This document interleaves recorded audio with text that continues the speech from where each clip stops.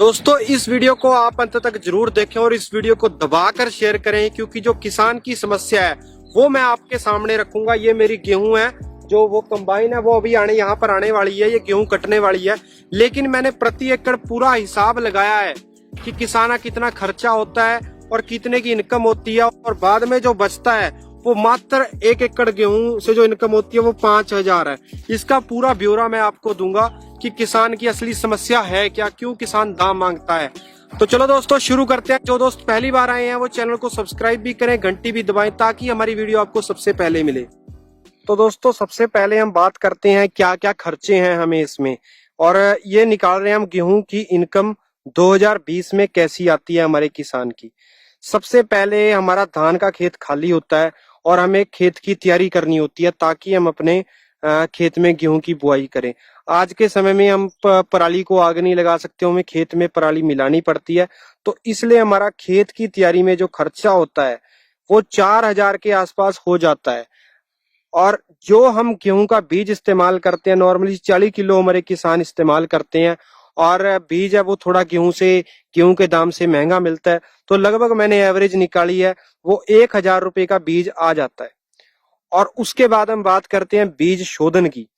बीज शोधन की मैं बात करूं तो 70 रुपये खर्चा इसका आ जाता है नॉर्मली, जो हम किसान केमिकल से करते हैं। और इसके बाद हम बात करते हैं बिजाई के टाइम क्या क्या खर्चा हमारे किसान को होता है, और इसमें बात होती है फिर डीएपी की।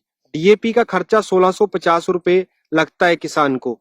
और इसके बाद हम बात करते हैं बिजाई खर्च की। दोस्तों मैं यहाँ पर किसी भी प्रकार का कोई डीजल खर्चा नहीं लगा रहा हूँ। जो हमारे किसान काम किराए पे कराते हैं, रेंट पे कराते हैं, वो खर्चा मैं यहाँ पे लगा रहा हूँ। बिजाई में खर्च यानी कि गेहूं की बिजाई में 600 रुपए मैं खर्चा मार रहा हूँ। बहुत मिनिमम खर्चे मैं मान के चल रहा हूँ, कोई ज्यादा खर्चे नहीं मैं यहाँ पे बता रहा। यूरिया और इत्यादि खाद, कोई मतलब कि किसान कोई एमओपी डालता है, कुछ और खाद डालता है, तो बाकी सभी खाद है वो कई किसान तो 3-3 थैले यूरिया के डालते हैं, 2 डालते हैं। तो मैंने 1240 रुपए इसके मोटा अंदाजन सर खर्चा लगा लिया है खादों का। और उसके बाद हम बात करते हैं स्प्रे की। तो पहले किसान जो डिल्ला है जो उसको मारने के लिए स्प्रे करते हैं, और उसके बाद स्प्रे करते हैं अभी कोई तेलिया ना आ जाए, बहुत तरीके स्प्रे किए जाते हैं। तो स्प्रे का खर्चा है वो 1800 रुपये मैंने लगाया, जो हमारा खर्चा आया था अब की बार का। तो उसका अप्रोक्स मैंने निकाला है, सभी किसानों का लगभग लगभग इतना ही आता है।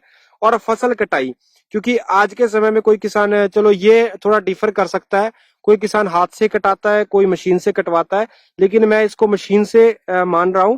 तो फसल कटाई हमारी मान के चलो 1,000 रुपए 1,100 रुपए कहीं खर्चा है। तो और लेकिन 300-400 रुपए अनाज की, अगर हम खेत से अनाज लेके जाते हैं अपने घर पे तो 1,400 रुपए फसल कटाई मान रहा हूं मैं अप्रोक्स। और इसके बाद हम बात करते हैं लेबर और भूसा बनाई खर्चे की। अगर हमें बाद में भूसा बनाना है और लेबर उस पे लगती है, जो टोटल है भूसा उतारने के लिए, भूसा बेचने के लिए, पूरी लेबर और प्लस भूसा बनाई का खर्चा है वो 2400 रुपये है। उसके बाद हम बात करते हैं जमीन ठेके की। बहुत सारे किसान कहेंगे कि हमारे पास तो जमीन अपनी है, लेकिन आपके पास भाई जमीन अपनी है, लेकिन आप अपनी उसी जमीन को अगर ठेके पे देंगे तो आपको कम से कम ठेके की इनकम तो आएगी, रेंट पे दोगे रेंट की इनकम तो आएगी। तो नॉर्मली भारत में रेंट अलग अलग रहता है। जैसे मैं अपने क्षेत्र में बात करूं 35 से लेके 50,000 तक भी रेंट है। कहीं कहीं तो पंजाब में मैं सुनता हूँ 60,000 रुपए तक भी रेंट है। लेकिन मैं बीच का मान रहा हूँ, बीच का सेंटर मैंने निकाला, मान लिया भी 40,000 रुपए रेंट है 1 साल का, ठेका है 1 साल का। जो छिमाही का रेंट आता है वो 20,000 रुपए रेंट आता है। और अगर मैं 20,000 रुपए, क्योंकि किसान के पास एकदम से 20,000 रुपए तो होते नहीं है, तो वो कहीं ना कहीं से इसको किसी आड़ती से या दलाल से पैसे लेता है या बैंक से भी लेता है। तो बैंक का अगर मैं 12% ब्याज भी लगाऊं तो 2400 रुपए इस पे ब्याज बन जाता है। तो हमारे ये टोटल खर्चे, जो हमारे ये टोटल खर्चे हैं वो 36,560 रुपए बन जाते हैं। 36,560 रुपए।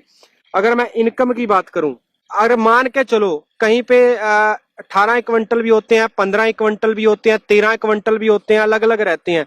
लेकिन मैं यहाँ पर मैक्सिमम मान के चल रहा हूँ 20 क्विंटल। हालांकि कई खेतों में मेरे भी 20 क्विंटल निकल आए हैं, 22 भी निकले हैं कई बार, लेकिन हर बार सिचुएशन एक बार नहीं, एक जैसी नहीं होती। मैं 20 क्विंटल मान लिया है, चलो मैक्सिमम मान लेते हैं हम। 1925 अब की बार एमआरपी है, 1925 एमआरपी हमारा टोटल बनता है 38,500 रुपए। लेकिन मंडी में अगर मैं मंडी में अगर इसको लेके जाता हूं तो वहां पर जो हमसे खर्च इसका काटा जाता है वो 480 रुपए। तो नेट हमें जो गेहूं से इनकम होती है वो 38,020 रुपए है, ठीक है ना। इसके बाद हम भूसे से अगर मान के चलो 1 एकड़ से 3 ट्राली भूसा निकलता है, तो तीन तीन ट्राली भूसे से मान के चलो मुझे एक ट्राली 1200 रुपए की बिकती है, तो 3 ट्राली से मुझे इनकम होती है 3600 रुपए। तो 3600 रुपए अगर मुझे भूसे से इनकम होती है, और नेट इनकम मैं निकाल लूं, अगर टोटल कर दूं भूसे प्लस गेहूं की, 41,620 रुपए बनते हैं। और जो हमारे इधर खर्चे आए थे, दूसरी तरफ खर्चे आए थे 36,560 रुपए, इनको मैं माइनस कर दूं 5,060 रुपए नेट इनकम निकलती है। और ये कोई नेट इनकम नहीं है अभी, इसे मैंने कौन कौन सी चीजें अभी तक नहीं लगाई। किसान की मैंने मेहनत कहीं नहीं लगाई, किसान दिन रात अपने खेत में मरता है, उसकी कीमत मैंने बिल्कुल नहीं लगाई। मोटरसाइकिल से साइकिल से किसान वहां पर अपने खेत में चक्कर लगाता है, मोटरसाइकिल से तो नॉर्मल लगाता है, तो वो नहीं लगाई। हर हफ्ता एक हफ्ते में एक चक्कर लगता है, तो 6 महीने में आप लगा लो कितने चक्कर खेत के लगते हैं। मजदूर, कई कई किसानों ने अपने साथ मजदूर रखे होते हैं, मजदूरों का खर्चा मैंने बिल्कुल नहीं लगाया। अगर मैं खेत की सुरक्षा, बहुत सारे किसान सुरक्षा के लिए बहुत पैसा खर्चते हैं, फेंसिंग कराना, ये कराना, वो खर्चा नहीं लगाया। मौसम की मार हो जाती है, वो नहीं लगाया। सबसे बड़ा खर्चा आता है ट्यूबवेल का, ट्यूबवेल की मोटर खराब हो गई है, ट्यूबवेल का स्टार्टर खराब हो गया, ट्यूबवेल का पानी का रेंट है, बिजली का बिल है, ये खर्चा मैंने बिल्कुल नहीं लगाया। मेरा 2,000 रुपये 2 महीने का बिल आता है एक ट्यूबवेल का।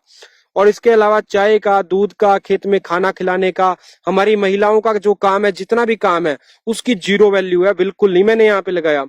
उसके अलावा ट्राली मंडी में तक लेके जाने का खर्चा भी मैंने अभी तक नहीं लगाया।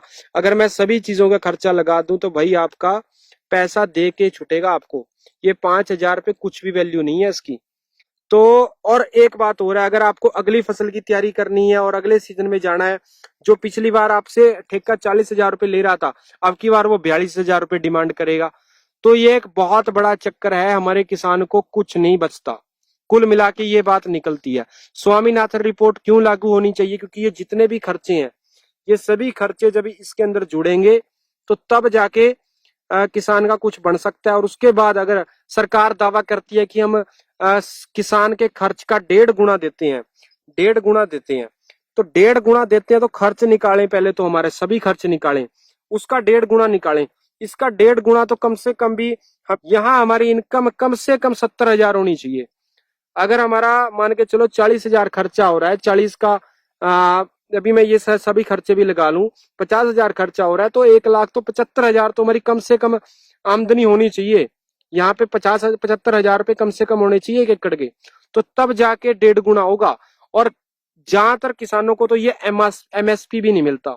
बहुत सारे किसानों को, बहुत जगह से रिपोर्ट आती है, जैसे MP में विशेषकर, राजस्थान में बात करूं तो ये बहुत बड़ी समस्या है, किसानों को मिनिमम सपोर्ट प्राइस भी नहीं मिलता।